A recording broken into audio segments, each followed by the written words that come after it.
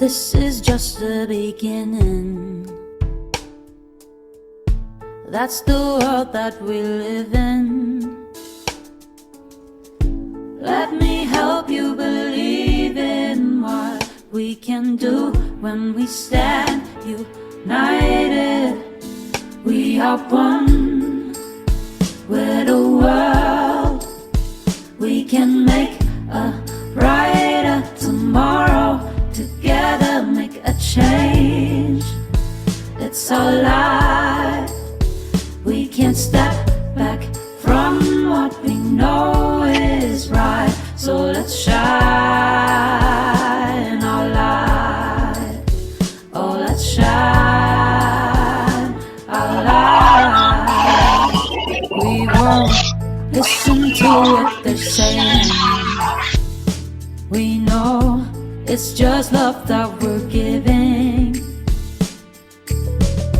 to this place that we call our home. We can't change what's been done, but it's still our run. We are one with the world.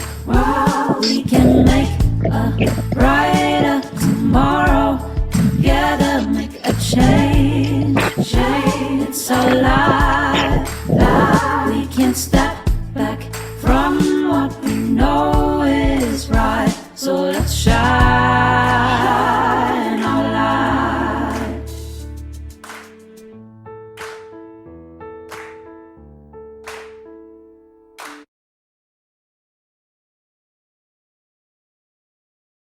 I am Sanjay Roy, the co-chair of the Catalyzing Change Week Programming Committee. Welcome to Catalyzing Change Week 2024. This is where we'll not just have conversations, but we'll actually see change. We'll see change makers, innovators within the social space. You'll meet government folks and funders. You'll see people who've done excellent good practice that we can learn from. And most importantly, it'll be a place to network, learn, and exchange ideas. So do dive right in to the Catalyzing Change Week 2024 and enjoy the experience. I am Sanjay Roy, the co-chair of the Hi everyone, thank you so much for joining us today. We're going to have an amazing session. I just want to give you some quick housekeeping rules. Please keep your video on if possible. Make sure that you change your name to the right name and the company you work for. Also make sure you introduce yourself in the chat so it's easier for us to connect with you and engage with you. Only unmute when you have to speak.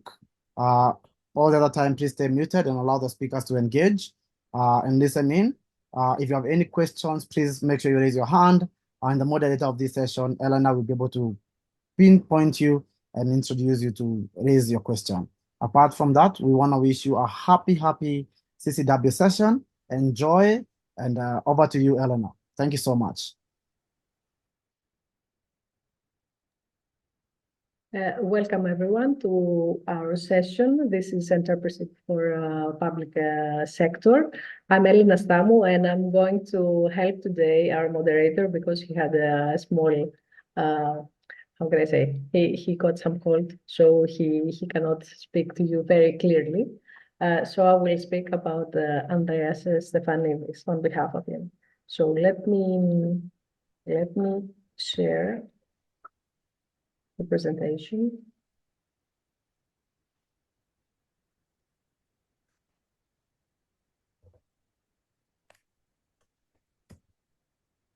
We cannot see.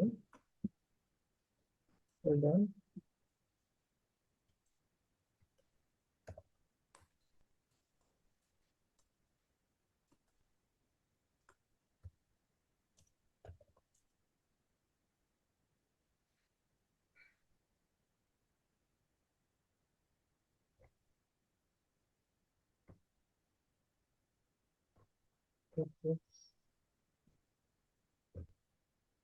Okay, I hope now you see everything. So we are very happy to participate in the Catalyst 2030, the Catalyzing Change Week 2024. This session is about entrepreneurial skills in the public sector. And I will talk on behalf of Andreas Stefanidis, the president of Academy of Entrepreneurship. Let me introduce him a bit to you. Andreas is the president of the non-profit Historical Education Association of Ephesus and the non-profit organization Academy of Entrepreneurship. Andreas holds a degree in business administration with a major in management accounting and a minor in economics from the State University of New York at New Paltz in 1994, having graduated with magna cum laude honors. He has been certified as a trainer of adult non-formal education by the National Organization for the Certification of Qualifications and Vocational Guidance, NOPED. He started his professional career teaching management accounting and financial accounting at New York College in Athens, and from 2004 until 2013 as a visiting lecturer at the State University of New York at New Paltz. In 1999, Andreas started his sole proprietorship, offering training seminars for management accounting, and in 2001 co-founded the Federation of Hellenic Associations of Young Entrepreneurs, and is currently serving as honorary president. In 2014, he became the head of iPhoria.net, an incubator of new business concepts and host organization of the Blue Growth Initiative in cooperation with the municipality of Piraeus, where new and innovative and sustainable business ideas relevant to sea and aquatic resources are supported. In 2008, Andreas introduced the institution of the Global Entrepreneurship Week in Greece and the foundation of Hellenic Associations of Young Entrepreneurs being the host organization. So let's start. Let me make some more people. So the agenda for today is the welcome by the host and on behalf of him. And the presentation of the three speakers. We have decided to present them to you as we continue. A catalyst of 2030, an overview, a global business complexity index for 2023, plus the program, the European co-funded program ENTREpublic, interventions of the three speakers, and then the floor will be given to you for questions and comments, and the closing of the event. So our speakers for today is Alessandro Carbone, principal and owner of T-Hub and senior project manager and trainer. Marianella Para, she's an education, learning and training manager at Bantani Education. And Dimitris Panopoulos, a labor market data analyst of the Ministry of Labor and Social Security in Greece and Innovation Management and EU expert. And on behalf of Andreas Stefanidis and myself, Alessandro. So a few things about Catalyst. Maybe this is your first session, maybe not. Maybe you have participated in more sessions this week. Catalyst 2030 launched at the World Economic Forum in Davos in January 2020. And is a fast-growing global movement of social entrepreneurs, innovators, funders, private sector, and government actors. And we believe that with the Sustainable Development Goals, we can only be achieved by the 2030 target deadline through collective action and bold new strategies. So up to now, 138 countries are being represented, with more than 4,767 individual members, 3,158 member organizations, impacting on more than 1 billion lives, and with a funding volume of $2.2 billion US dollars. So if you want to see more about Catalyst, go in the Catalyst. So Catalyst 2030, it's a global network. You can see that all the continents have been represented. Okay, hold on. Please mute yourselves, because when I'm talking, I cannot mute you. So please excuse yourselves. Okay, thank you. So why Catalyst 2030? It seems that although there is a deadline in 2030, by 2092, the SDGs will not be achieved. And this is based on Social Progress Index. And the key challenges for this, not achieving the goals, is a lack of resources, a minimal collaboration and siloed work between organizations and individuals, a disconnection between funding models and the needs, the actual needs, and the lack of voice in decision-making progress. So Catalyst 2030 aims to connect people and create the collaboration missing around the world, and to accelerate the achievement of the SDGs by 2030. So what is the mission of the Catalyst? Is catalyzing collaboration across sectors to unleash our collective potential for the global systems change. The vision that we are sharing also is a world where we achieve the SDGs by 2030 through an unprecedented mobilization of social entrepreneurs, partners, and resources. And the values that we all share is people and nature at the center, co-creative mindsets, collaborative leadership, humble audacity, and a spirit of generosity.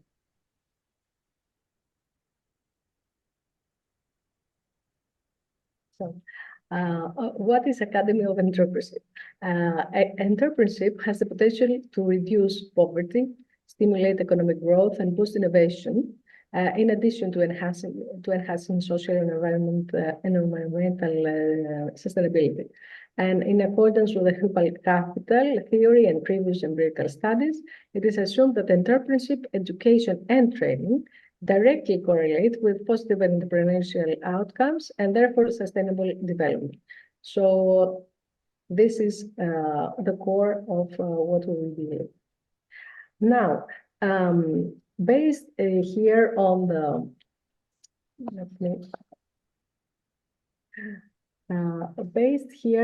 the Green and Digital and Competitive Index, we see that, let me move some things around here. We see that the green transitioning is not uniform for all countries. And green transition pillar looks at the actions taken by SMEs and countries to make the green transition. So the pillar aims to identify and analyze existing best practice, looking at different actions taken by SMEs and enterprises, or at country level to reduce or limit their negative impact on the environment. And the pillar is composed of 6 sub-indicators structured to 3 indicators. Here you can see that we are coming from Greece, so Greece is towards the end of the index. And then Italy, it's 5 positions above, and then the blue line is the medium EU level, and then above the medium level you can see Spain, and then we have also at the top we have Sweden, Netherlands, Luxembourg, etc., and Belgium, that we have a representative today, speaker. So.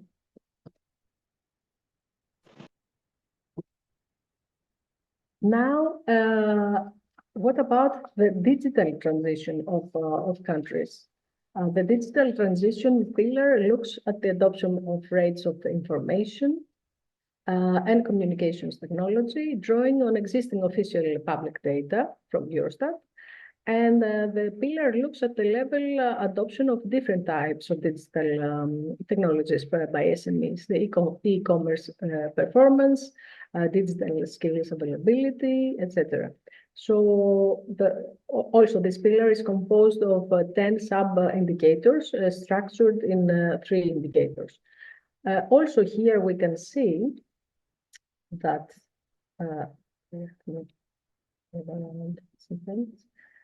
so Greece is also at the bottom 5, 6 countries. Italy is just 1 place above. Cyprus is up. It's 3, 4 places up. And the middle is again the blue line. And above the line, or again, we see Belgium, Sweden, Denmark, etc. So we see that not all countries are advancing at the same level. So here we see a more recent, this is a 2023 table, combining all those sectors. So we see digital transition ranking, green transition, and SME competitiveness. So we see that, most of the European countries, they have different development paces. Italy is in the 16th place. Belgium is in the 6th place. So the more advanced in the ranking you are, the more easy for a company to establish itself. And we see Greece and Cyprus is towards the end of the ranking. And also we can see differences between the digital transition ranking and the green transitional ranking. So sometimes, like Greece has a good level of green transitioning, but not in the digital transformation. So summing up, we see here a beautiful table. You see a lot of dotted circles. So the green ones, these are meaning that they're in good level. And digital transformation is divided in three pillars: SME digitalization, e-commerce, and digital skills. And then green transition in natural resource conservation, emission reduction, and green output. And competitiveness in exports, productivity, and growth. So we look at Cyprus. We have 2 green lines in SME digitalization and digital skills, and some orange dots in competitiveness. If we go to Greece, we see less green lines. Let me change. Okay. If we go to Greece, we see a lot of red and orange lines and only one green. So it is very difficult to do business here. We go to Italy, then again we have orange and red, and we go to Belgium where we see more green lines. So you see that there is no uniformity. As I mentioned, last year from 2022 to 2023 and now 24, Greece has lost 4 points of its competitiveness. So it is complexity is very, very high, and it's very difficult for young people or young entrepreneurs to start business here. Let's go to Belgium. Belgium complexity also is very high, has lost four positions since 2022, and it's ranking at the place of 13 out of 78. And in Italy has remained stable, but also it's low in the high in the ranking of complexity, and it's the 8th country out of 78 countries. And Cyprus has given a good example, has gained 3 places since 2022, and it ranks in the 56th place out of 78, although a small country that has a low complexity of doing business. So all these complexities and difficulties in creating a business and being in an entrepreneurship in countries led to the designing and implementing a very innovative project, which is called ENTREpreneurial, co-founded by the European Union.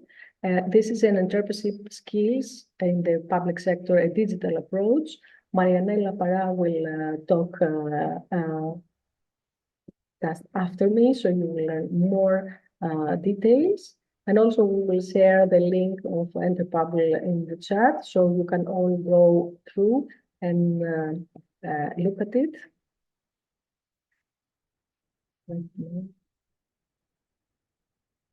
Also, we have from ENTREpreneurial project, there is an academy of entrepreneurship. There are modules. They're in 6 languages and with 8 modules. And you can take all the modules, and at the end of the of studying, you can get a certificate from the organizations participating, and also any badge that you can share on LinkedIn. So I invite you all to go and check out the course. We will share the link in the chat, so you can check it out later after Marianella's presentation. Also, we would like to invite you to this growing community in LinkedIn. Everyone that has attended the course or they want to attend, they can participate in the LinkedIn group. Also, the link will be shared in the chat, so you can get contacts, ask questions, and network with all those people.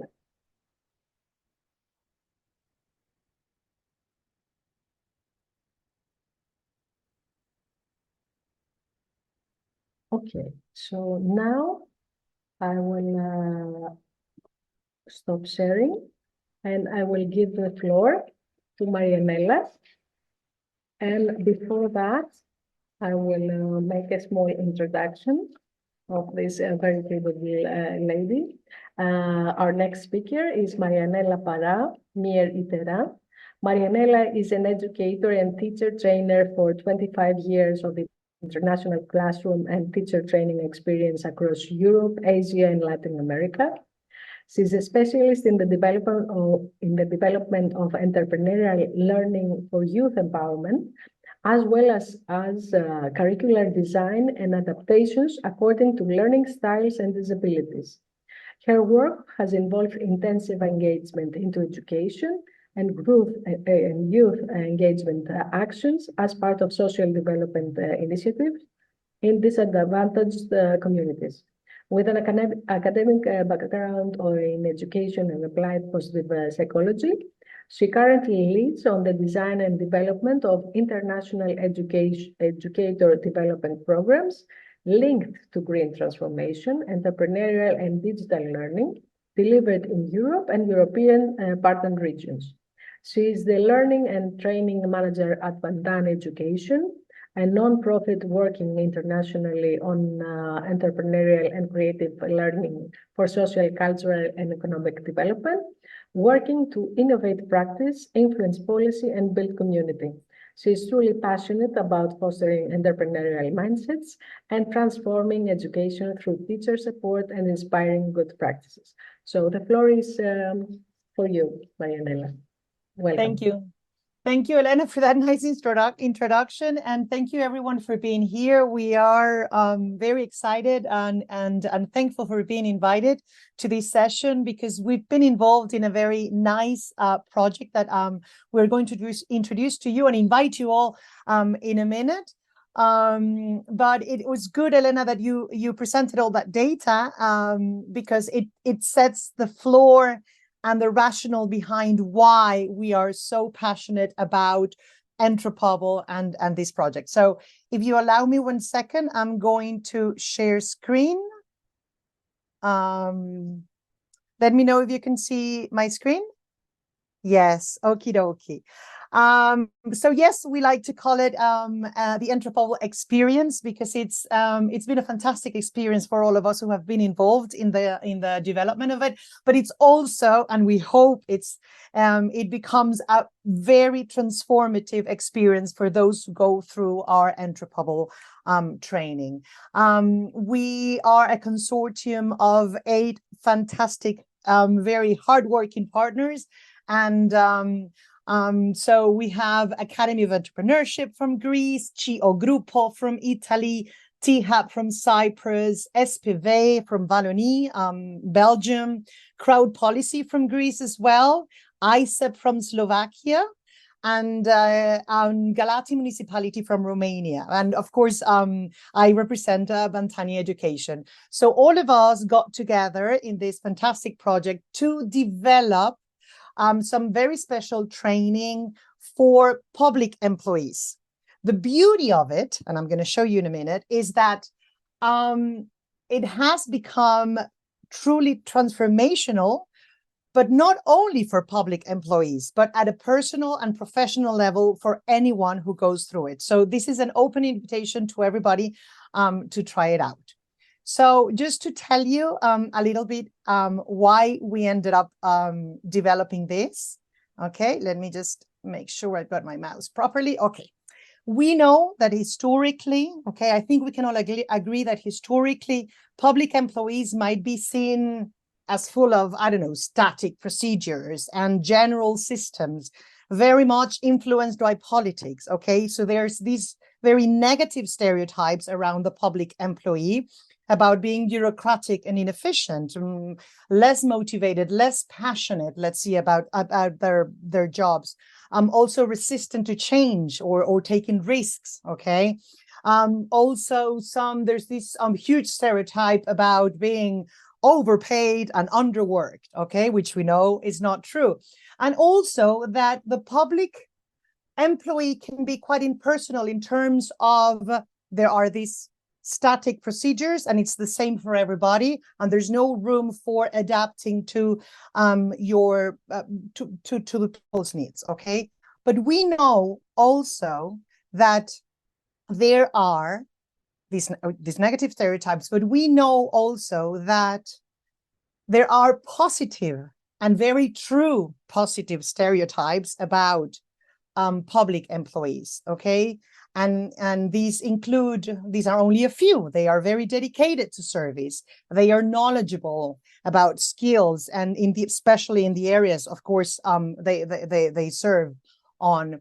They can be very stable and reliable as well. Ethical. They're expected to be very ethical about their jobs and their service. And they can also be very benefit oriented. Okay.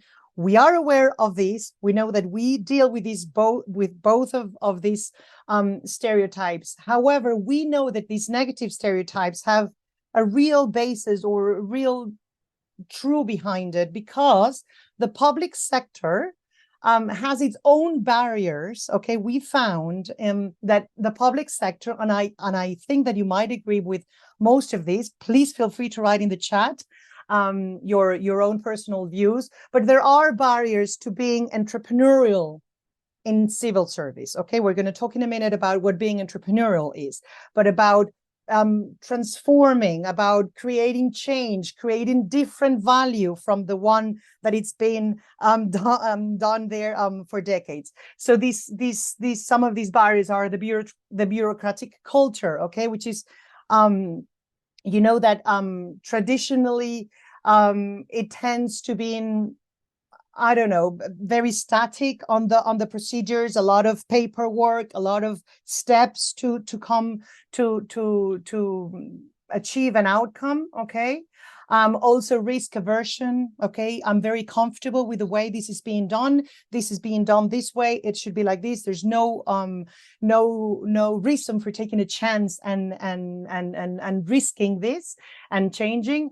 We know that there are resource limitations, okay? Like limited time, staff, limited resources, which of course allow less space for new ideas, for new solutions.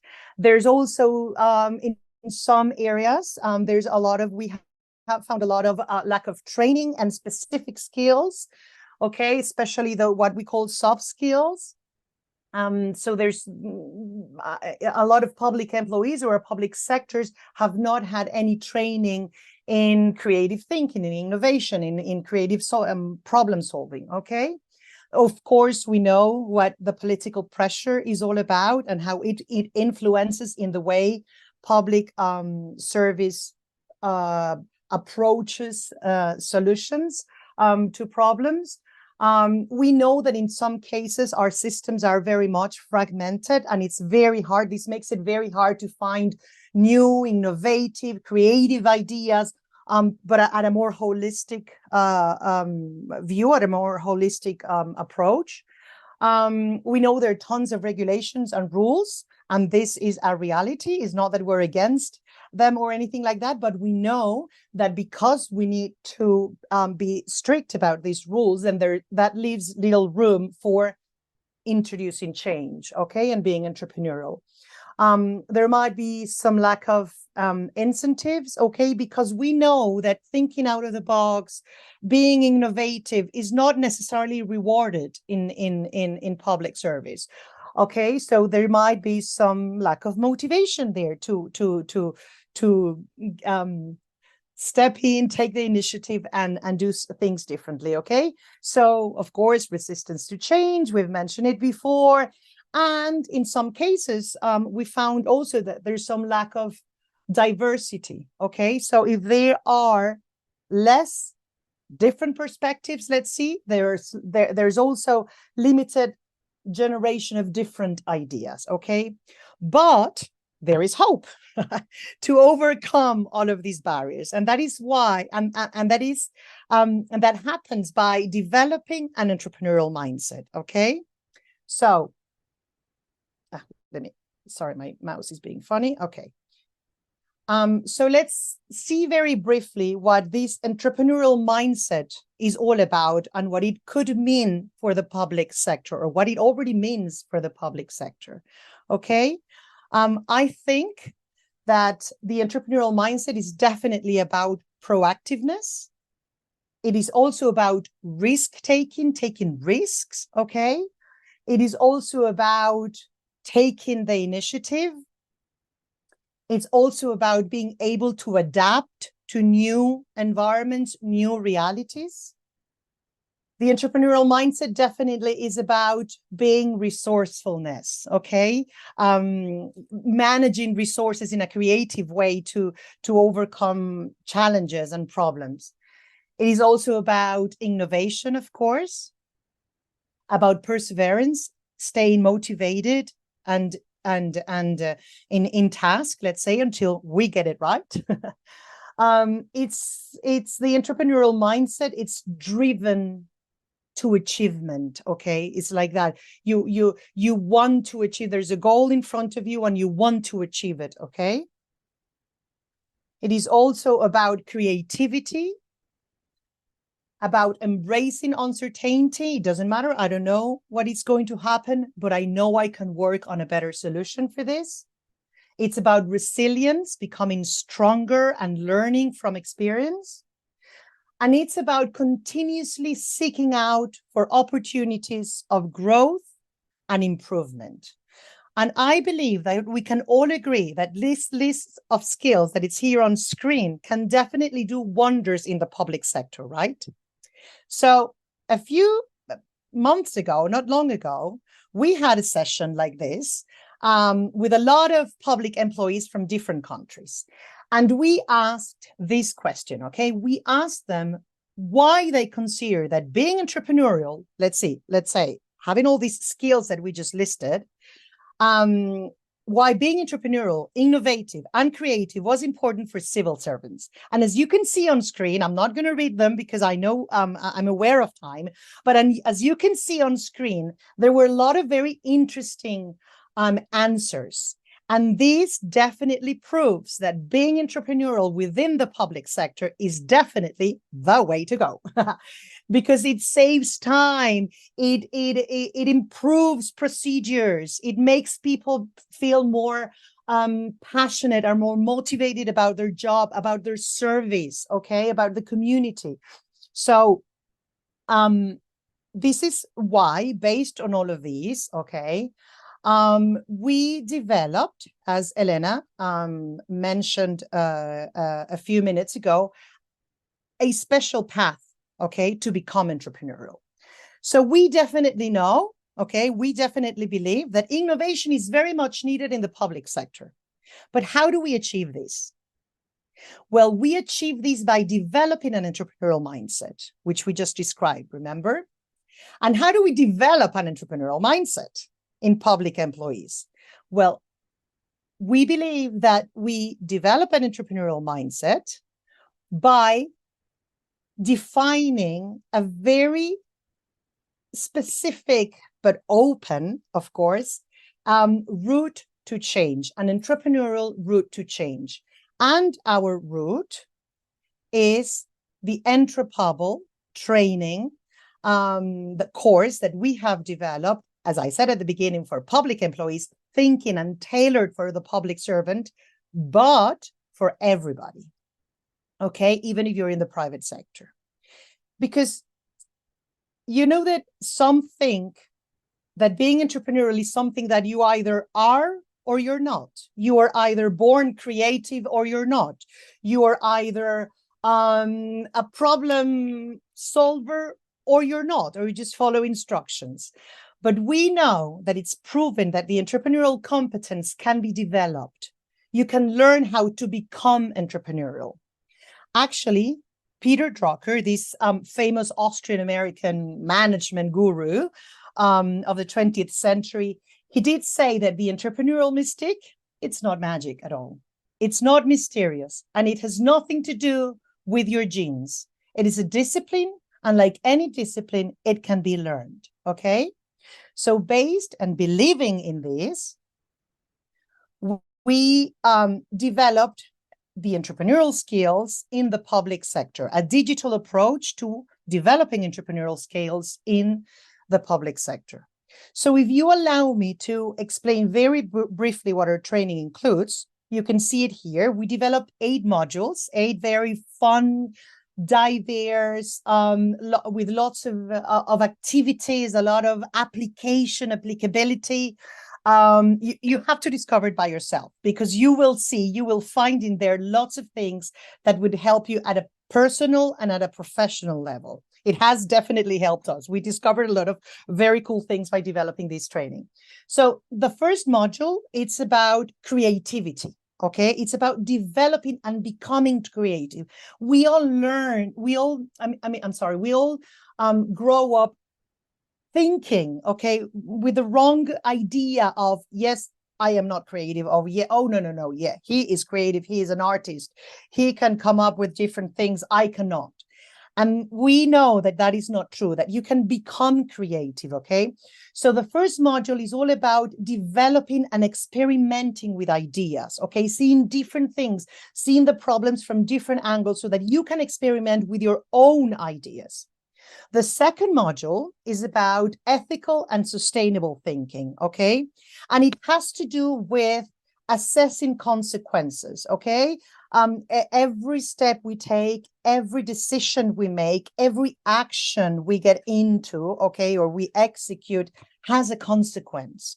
So it is about learning how to assess those consequences and also the impact of those actions or those ideas in society and for society, okay? So that's a very interesting module. The third one, I love the third one, is about self-awareness and self-efficacy, because we believe that everything starts by knowing yourself, by knowing what you're good at, what your strengths are, what your weaknesses are, what you need others for, okay?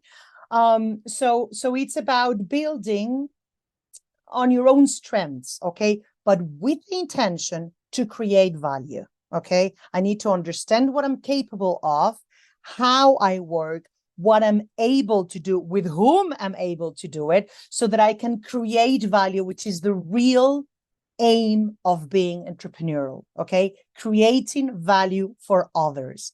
Actually, the definition of entrepreneurship defined by the Commission back in 2016, it includes that phrase, creating value for others. So it immediately connects it with service, okay, with public service, with the social environment. Marianella, Okay, yes?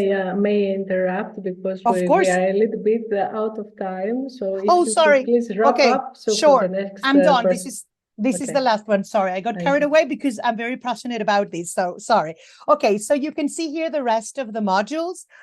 Working with others, of course, being productive while working collaboratively, mobilizing resources, which is so important in the public sector. Okay, managing resources in a creative way with a with responsibility in mind.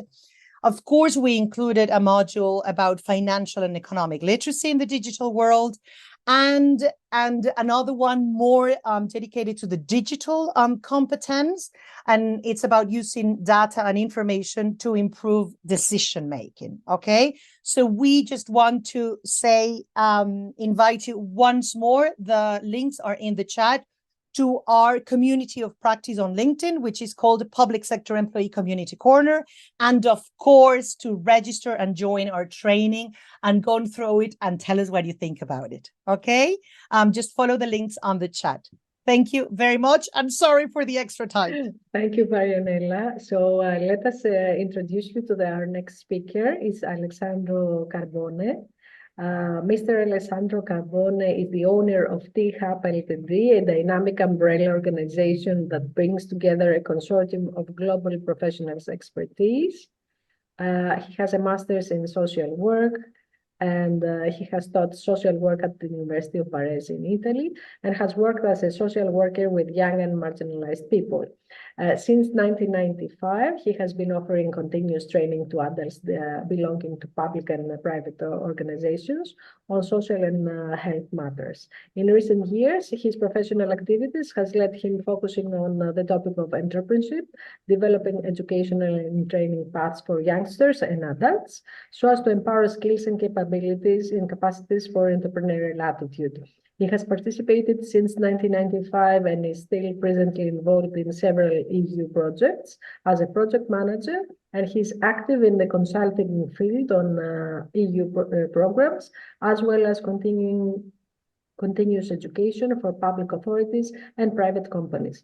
Merging social and educational approaches, he focuses on entrepreneurship on a social inclusion tool. So, Alessandro, the floor is yours. Please share your presentation. Thank you, Elena. Thank you, everybody, for being here and having the patience to listen to the upcoming quick presentation. I would like really to be very experiential from my personal experience and make sort of a bridge between my experience as an entrepreneur and the joining of my company as a partner of the ENTREpreneurial project, nevertheless as a supporter with some idea and thoughts in developing the project. I'm going to share with you my presentation.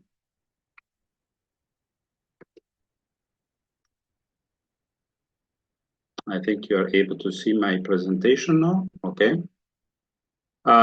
I have given this to public and private organizations on social and health matters. In recent years, his professional activities has led him focusing on the topic of entrepreneurship, developing educational and training paths for youngsters and adults, so as to empower skills and capabilities and capacities for entrepreneurial attitude. He has participated since 1995 and is still presently involved in several EU projects as a project manager, and he's active in the consulting field on EU programs, as well as continuous education for public authorities and private companies. Merging social and educational approaches, he focuses on entrepreneurship on a social inclusion tool. So, Alessandro, the floor is yours. Please share your presentation. Thank you, Elena. Thank you, everybody, for being here and having the patience to listen to the upcoming quick presentation. I would like really to be very experiential from my personal experience and make sort of a bridge between my experience as an entrepreneur and the joining of my company as a partner of the ENTREpreneurial project, nevertheless as a supporter with some idea and thoughts in developing the project. I'm going to share with you my presentation.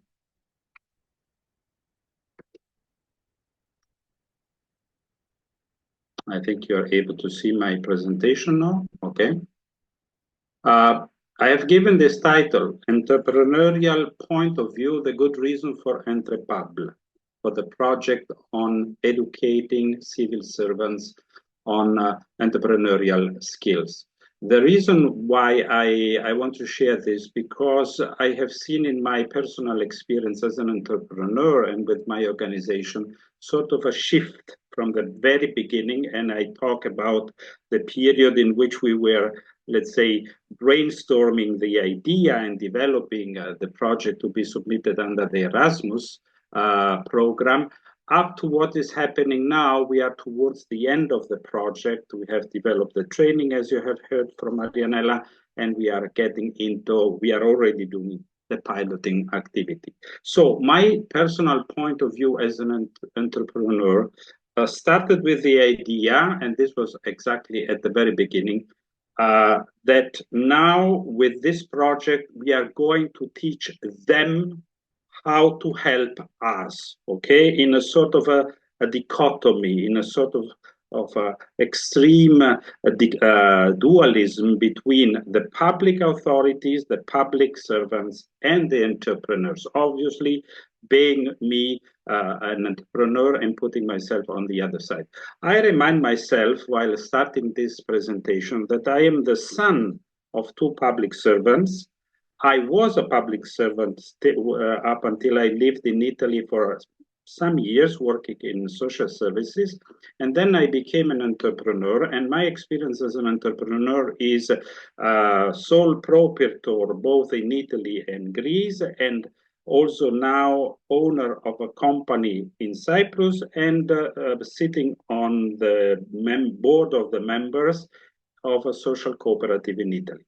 In my experience, I had also a relatively short experience as an entrepreneur with a tour operator in the UK. So why I'm saying this? Because, and I go to my first point, when you create a company as an entrepreneur, when you start your entrepreneurial initiative, the idea is I want to bring newness, I want to implement an idea, I have something which I would like really to create, not only for me, but for the society. So to make the changes Marianella mentioned before. And here in doing this, you impact with the culture of the country or of the countries you are in, okay? I have called this the policy scenario. There is an attitude, there is a way of thinking, there is a perception towards entrepreneurship, which is not only related to the public authorities or to civic servants, but it is the culture, how the culture perceives entrepreneurship, okay? And this is where, as an entrepreneur, I found myself dealing with, sometimes fighting with, okay? And here we are talking about policies, overall policies regarding entrepreneurship, employment policies. So what it refers to the fact that your organization, once becoming a little bit profitable, maybe needs other people to support you in delivering services or products, and here policies of employment play the role. The support you receive on a public level or on a private level with regard to financing so that you can kick off your company or make it develop. The timing in different culture, which can be very fast in some situation, very slow or even endless in other contexts, or other elements. I think the slide or the slides we have seen before about the complexity in opening and managing an enterprise in different countries tells us something about the culture towards entrepreneurship in different contexts. This is the first level. Then there are the technical matters, okay? I don't know who had the experience among you of opening, activating a company. You have national regulation, and I think when we are talking about complexity, there are countries in which regulation and norms are not only complex, but so many that not even your accountant is able to sort out what you have to do and so on. And obviously, you as an entrepreneur, as a creative guy who would like to activate something for your own profit, you get lost. You are frustrated, okay? Or it takes you forever to do things which in your personal life or in your professional life, you are very fast.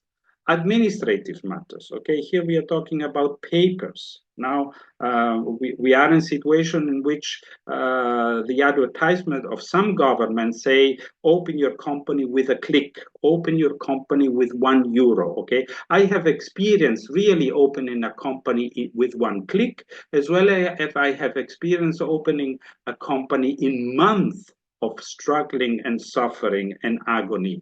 And this definitely was experienced on my side as being a victim of a system, a victim of technicalities, a victim of bureaucracy.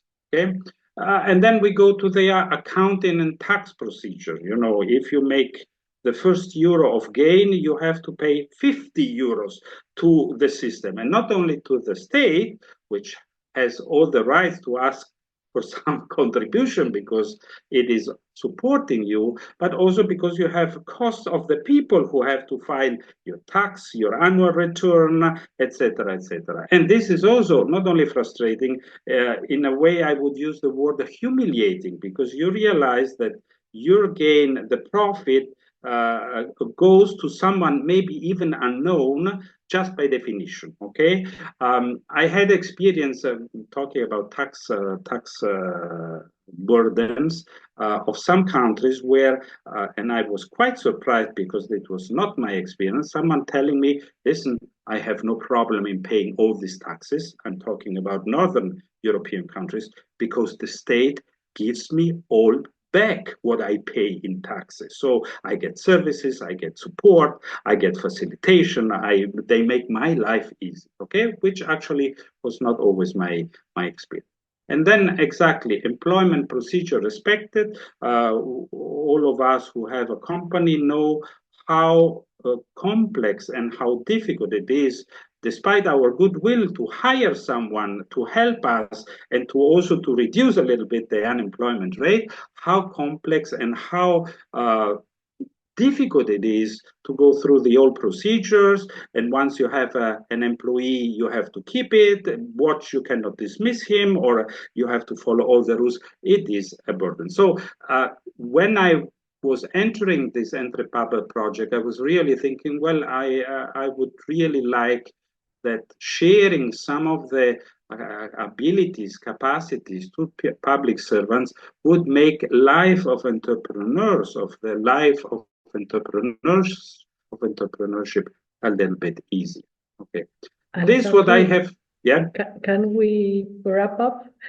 Yes, I know I still have 1.5 minutes, so okay. So this brings up to prejudice, and I know Marianella has already shared some of them. So the passive position of the enterprise compared to the state apparatus, it's like a David and Goliath situation.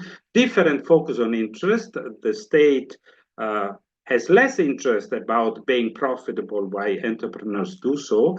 Bureaucracy as a burden, we have already explained that. And the lack of understanding, and in many cases of appreciation on both sides of what business means in a country and or what public service means for entrepreneurs. And finally, also the prejudice, which sometimes, at least I have perceived it, if you are a business, you are rich and profitable by definition, and at the same time, you are naughty and mischievous also by definition. You are a tax evader, okay? There is a sort of a combination that if you are making profit, and if you are so profitable, it is also because you are playing a little bit with the taxes by evading them. Okay. Finally, we have some myth, and the myth which I was entering in the ENTREpreneurial was the myth of, okay, let's make them learn something about enterprises. Okay, let's bend the system towards a more friendly enterprise approach, and also to increase operational freedoms of businesses managing, okay, this necessarily evil, or also to reduce as much as possible the dichotomy, the extreme position of we know best, you do not understand us position. What did I achieve? And this is my very last slide. With the ENTREpreneurial, I think by having started working closer to public servants and having shared, because it was also on us to produce the contents of training, we have gone a little bit to more closer each other. We have now, I guess, a more mutual understanding of context. It helped enterprises to understand what the public servants do for the benefit of entrepreneurship. And also, I guess, also the public servants have understood a little bit more what is all the, let's say, profitable and business world of the enterprise. Efficiency in service delivery, this we have mentioned that. We have developed also a bit more of partnership and collaboration, exactly because of this mutual understanding. I also believe that, and this is the path we are working on, to focus more on the customer-centric approach rather than I do it because it is my role and you have to follow the procedure I am giving to you. Definitely initiative and leadership is a reciprocal attitude after this project development. Flexibility, Alessandro, I have seen that. I want to be fair because our last speaker will not have 10 minutes. All the presentations will be, they are shared in the chat. So please feel free. I thank you all for your attention. Thank you. Also, all the CVs of the speakers, there is a link in the chat, so you can go there and connect with them. So our last speaker, it comes from the public sector. We have talked a lot about entrepreneurship, etc. So this is a moment to hear the voice also from the other side. It's Dimitris Panopoulos. It comes from the Ministry of Labour and Social Affairs in Greece, and he's also a European Commission expert.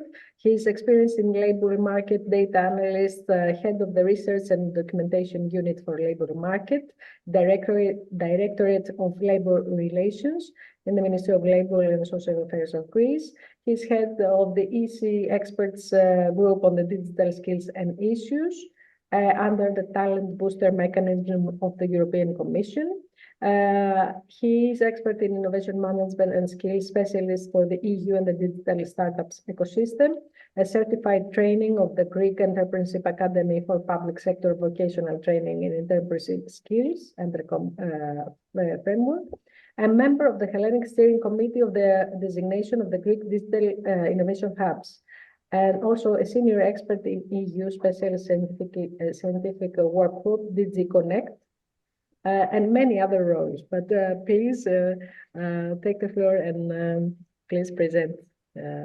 Thank you, Dimitris. Thank you very much, Helena. I'll be in time due to the privilege that you have that I have as a last speaker. What I'm thinking I can do now is combining all the very insightful things that Marianella, you for Andreas and the Academy of Entrepreneurship and Alessandro just shared. And I will do it in puzzling words, in combining words. So from this slide, what we keep as a word, and I will create a pathway of thinking through words, is that the fourth revolution, industrial revolution, keeps or brings in the spotlight the word intelligence. Intelligence can be as we know it through generative AI, through data, big data analytics, and through other technologies embodied into our routine or everyday lives. So we keep this word and we'll see the reason why. And we'll also think that, and we will also have in mind that, as Marianella said, Peter Drucker said that culture is the beast, culture is the structure, the building, the fundamentals of human progress. So culture here has not only to do with machines and digital transformation. Culture is rethinking, revamping, reorganizing, or if you say re-innovating things that were not in the spotlight, elements of life that were not in the center. So innovation, as we understand it, and transformation that goes through innovation, and especially the digital and the green one, is not about technology. Is what we just heard. For example, we heard from Marianella the word passion. She also told it, but she mainly showed us the way she's passionate about this program. So the word that comes here and then the sentiment that cannot be, let's say, copied yet is passion. Also, we heard from Alessandro the multi-identity experience, the multi-domain experience, being in the public sector as me, in a way. Because I think myself as a very good case study of being studied, going from my private sector to the public sector, and then along with being on the public sector, helping in co-funding European programs as expert and in many boards. So technology for humanity, as we said it, also Marianella showed it in the slides, and Alessandro spoke about them, have include, let's say, the C skills. C skills, it's like what we have for diamonds, that were there we have the cut, the color, the color, and all the C elements, respectively. For the creativity and innovation, we have also the curiosity, the creativity, the criticism, and the consilience. And a word that were also negative in the past, which is in the past few years, which is curiosity. Now it's being conceived, it's being perceived as a very progressive, as a very going out of our box word or power. So that brings us to the colorful side of the brain, of the culture, of the spirit that we have also. Collective mindset, in other words, collective spirits or collective individual cultures come together in a collective way for the 20th century. So collaboration, communication, creativity, and critical thinking is exactly that. Is putting color, is putting fantasy, is putting imagination, passion in what we did as granular, as linear in the past, conceived only as soft skills in general. Now soft skills in general have secret, specific, and let's say discrete domains of being developed. And this has to do in straightforward with entrepreneurship, because all these things, being analytical, being integrity, being global, think global, being entrepreneurial, delights, reflects on being entrepreneurial, not only in our everyday lives, not only our companies, but also in the public sector, in the social entrepreneur sector.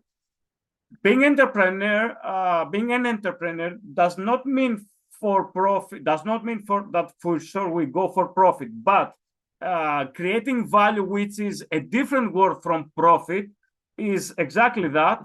Both speakers and you, I think, reflected on this, that creating value, giving value back to society, giving social return on investments, in other ways, creating SROI, it's exactly that. And that brings us to the next level of thinking, to the next level of forecasting, to the next level of being, let's say, foresight, having foresight skills. And this has also to do with literacy, numeracy, scientific literacy, but on the other side, it has to do with character qualities, which now it's assumed as important as the cognitive skills. Character qualities, an element, and traits. In ancient Greece, we had many philosophers speaking about these traits. The leadership one, the adaptability one, the audacity one, as you said, is very crucial. And then this program, and this is the reason I'm participating in that instead, in parallel of being a public senior executive, let's say, it's exactly the value that I recognize in this unique program. I didn't have the chance or the luck to get knowledge of another one. I think it's the first one that does the dual transition for public employees. And as we did it, as Marianella showed, it goes through the brainstorming, the design thinking, the open discussing, the open debating with people, with not only public sector, let's say permanent executives, but also people in specific roles in public sector, in independent authorities, for example, in public employment services.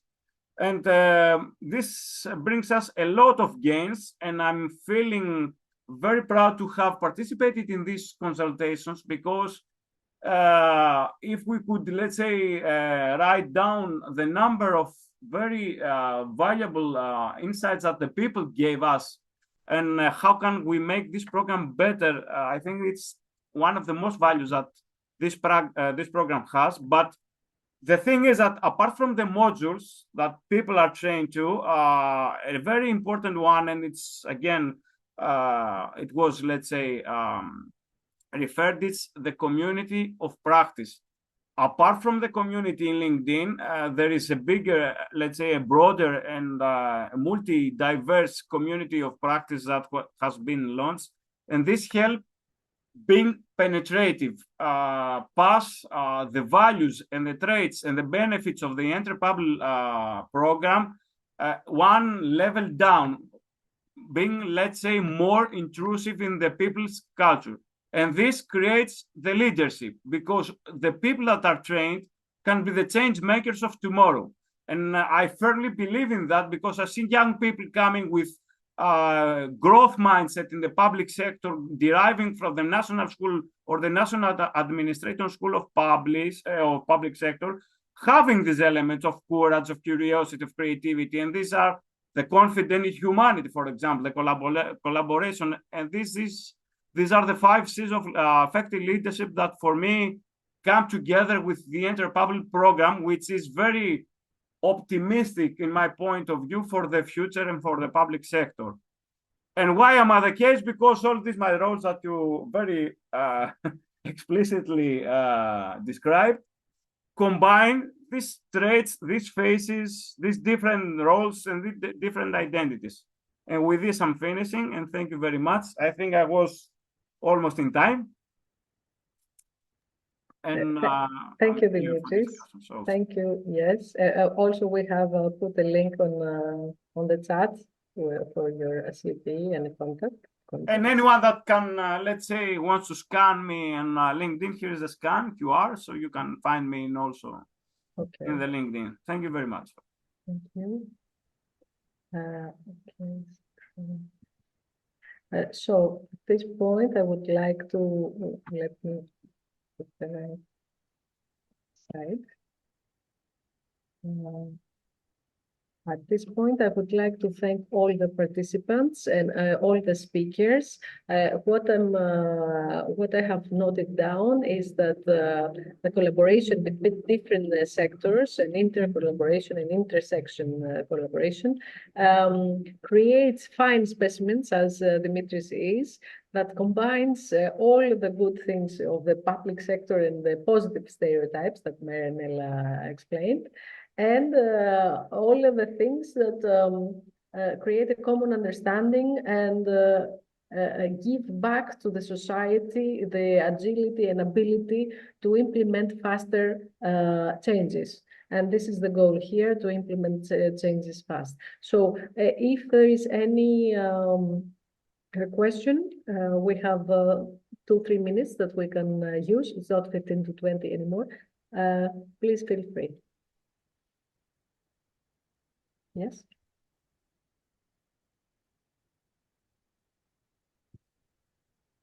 Any question from the floor? There is a written comment in the chat that somebody wrote about the falling rate of the startups, and I would like to reflect one phrase to that, is that one way for that is that some startups are being created with the notion, with the scope, let's say, to create a very distinctive, a very authentic service that can be embedded in a bigger organization. So many of the interviews that we have through the Greek, let's say, structures for startup have to do with that they want to create something with value and profit, if it's possible, that can be embedded in a larger group, in a larger organization. So not all startups begin with a dream to create something very big, let's say. Now, the adaptability culture that we said before has, let's say, a streamlining effect on that thing, that many create a startup to develop a service, to sell it, or to provide it to society or to a private company, and then being embedded in that. On a niche market, yeah. Yeah. Okay. So that's it for all. Thank you all for participating and dedicating your time to our session. I wish you a lovely day. I don't know if Catalyst want to. Yes. Yes, please, Delphine. Yeah. Delphine. Yeah. Thank you, everyone. Thank you. This was an insightful conversation.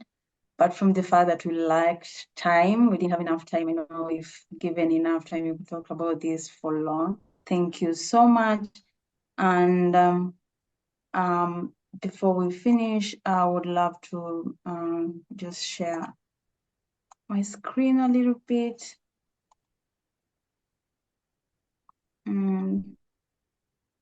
For some last previews before you leave. Are you able to see my screen? Now you can, right? It says double click. Okay. Now, can you see my screen? It's loading.